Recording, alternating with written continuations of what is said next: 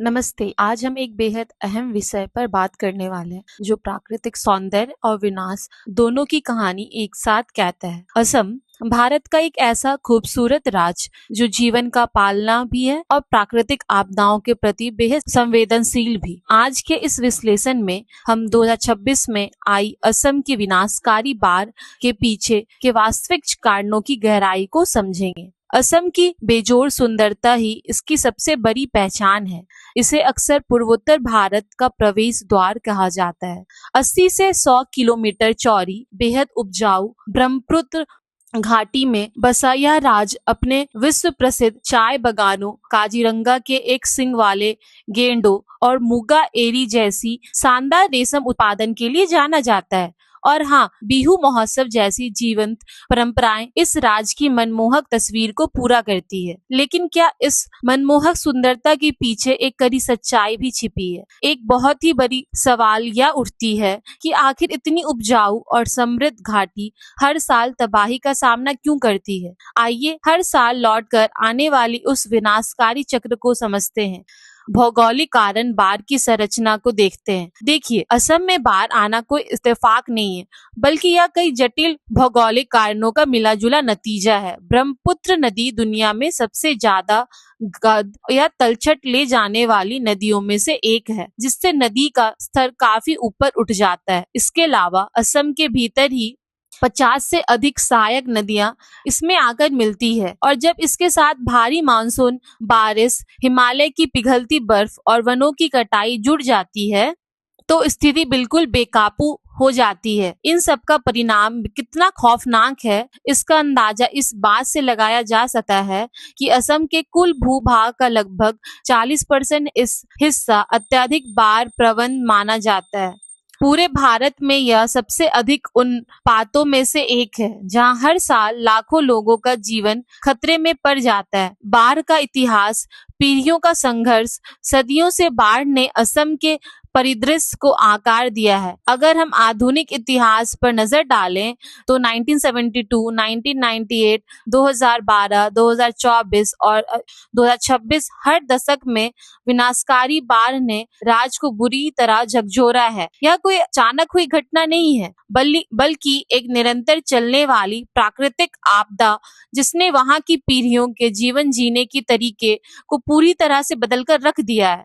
2026 की तबाही एक अभूतपूर्व संकट है। इस संकट का सबसे दुखद पहलू मानव जीवन का भारी नुकसान है। 27 जुलाई 2026 तक प्राप्त आंकड़ों के अनुसार इस बार में 70 लोग की जान जा चुकी है। हाल में ही चुराई देवी जिले के सोनारी से भी मौतों की बेहद हृदय विदारक खबर सामने आई है। यह सिर्फ कुछ आंकड़े नहीं हैं, बल्कि ये वे परिवार हैं जिन्होंने अपने प्रियजनों को हमेशा के लिए खो दिया है।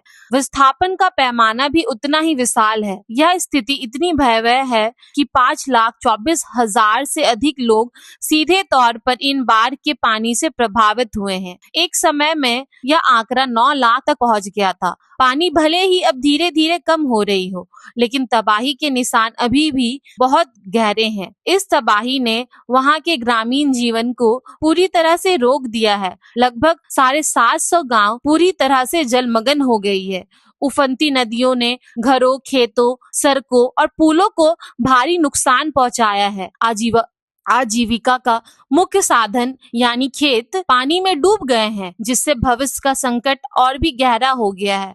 इन हालातों का सबसे ज्यादा प्रकोप कुछ खास जिलों पर पड़ा है। शिवसागर, जोरहाट, गोलाघाट, चराईदेव, धेमाजी, तिनसुकिया और लखीमपुर इससे सबसे अधिक प्रभावित हैं। एक जरूरी बात यह भी है कि हालांकि ज्यादातर नदियों का जलस्तर अब खतरे के निशान से नीचे आ गया है, लेकिन गोलाघाट जिले के नुमालीगढ़ में धनसिरी नदी अभी भी बेहद खतरनाक स्तर पर बह रही है। राहत, बचाव और लचीलापन मिशन मोड प्रतिक्रिया में इसमें स्थिति से निपटने के लिए सरकारी एजेंसियां और गैर सरकारी संगठन युद्ध स्तर पर काम कर रहे हैं। पूरे राज्य में 110 राहत शिविर स्थापित किए गए हैं, जिनमें 37,000 से अधिक लोगों ने शरण ली है। अकेले सिर्फ सागर जिले में 60 से ज्यादा शिविर है, जो 30,000 से अधिक विस्थापित लोगों को आश्रय दे रहे हैं। जो इलाके संपर्क से कट गए हैं,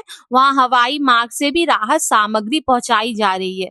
पूर्ण निर्माण को लेकर असम के मुख्यमंत्री डॉक्टर हेमंत बिस्व शर्मा ने स्पष्ट किया है कि राज्य धीरे धीरे उभर रहा है। प्रभावित क्षेत्रों में चरणबद्ध तरीके से बिजली बहाली का काम किया जा रहा है। प्रशासन जल्द से जल्द आवश्यक सेवाओं को बहाल करना और यह सुनिश्चित करना कि पूरी तरह प्रतिबद्ध है कि हर प्रभावित समुदाय जल्द से जल्द सामान्य जीवन में लौट सके। जैसे जैसे जलवायु परिवर्तन के कारण अत्यधिक बारिश की घटनाएं तेज हो रही है, एक बहुत बड़ा सवाल हमारे सामने खड़ा होता है। भविष्य में हम और हमारे समुदाय ब्रह्मपुत्र नदी की इस हमेशा बदलने वाली प्रकृति के साथ कैसे तालमेल बिठा सकते हैं, यह सोचना आज के समय में बेहद जरूरी है। इस विश्लेषण का जरिया हम उम्मीद करते हैं कि असम की इस गंभीर स्थिति को करीब से समझने में मदद मिलेगी। साथ जुड़ने के लिए धन्यवाद।